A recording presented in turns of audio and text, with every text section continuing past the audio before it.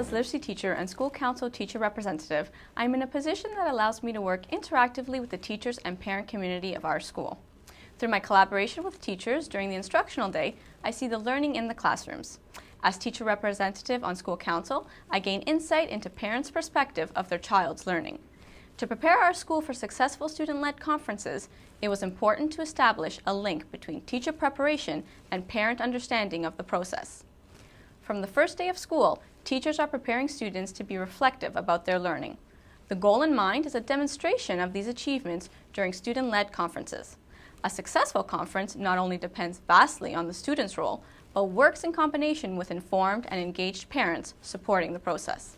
To enable meaningful conferences, it was important for our school to think about how we can prepare our parent community for their role in the conference. A new approach we implemented this year was to use a visual display to explain the process of student-led conferences.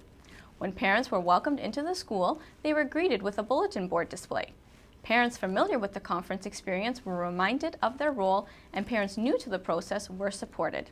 The staff created a positive tone for the conferences, ensuring that students participated in an honest and open way, reflecting on their learning and goal setting, and that parents remembered the conferences were not parent interviews. The display outlined the students' role in leading the conference. This ensured ownership of the conference remained with the students, which made them accountable for their own learning. Parents were informed that their child's learning would be demonstrated through carefully selected work samples from their portfolio that would highlight learning outcomes for the term. The criteria outlined on the display aligned with the role and expectations students were given in their classrooms. A description of the parents' role throughout the conference was also displayed. Parents were reminded to be attentive listeners, giving their child an opportunity to demonstrate and share their learning.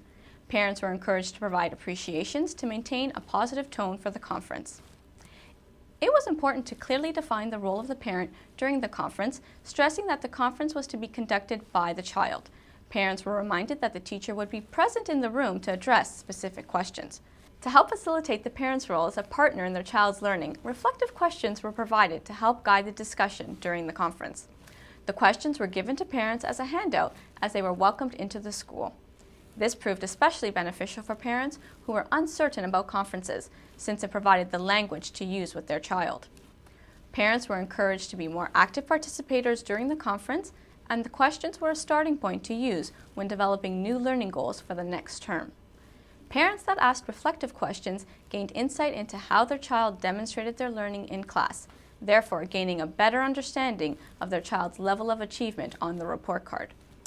These guiding questions were also shared with the teachers prior to the date of the conference. This helped to support teachers in preparing their students on how to use the work samples in their portfolio and classroom anchor charts as a demonstration of their learning.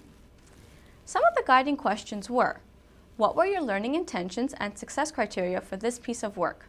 How did you achieve this level? What was your next step? How did you demonstrate that in your work? How will what you learned in Term 1 help you in reading, writing, and math in the future? In order to make our student-led conferences an inclusive experience that invited our diverse community into the school, we worked collaboratively with our English language learners, ELL teachers, and special education resource teachers, CERTs, to make this a positive experience for all. Working in partnership with classroom teachers, the ELL teachers shared ideas on how to help students meet success throughout the conference.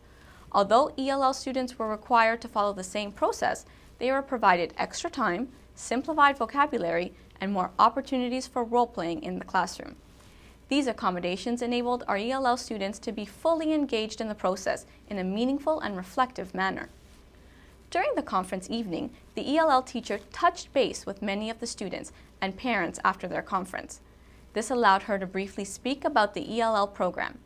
It was important for our ELL students to maintain ownership of the conference. It was an opportunity to reinforce the communication skills they had been developing throughout the term. The meeting between the ELL teacher and the parents further supported the teacher-student-parent partnership. For our ELL families who were hesitant to attend the conferences due to limited English communication skills, board translators were an option.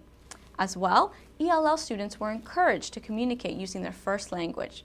Some families also brought an English-speaking relative to help translate. This strengthened the link between school and community.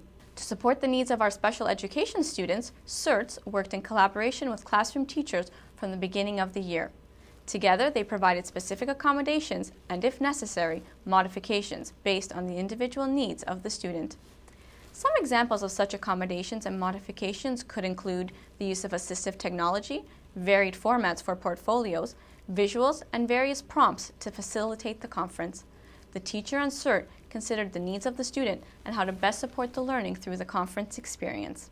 Just as we ask our students to reflect and set new learning goals for the upcoming term, it is important for teachers to do the same. As we begin to think about our future series of conferences, we will consider how we can continue to support the diverse students and parents that make up our community.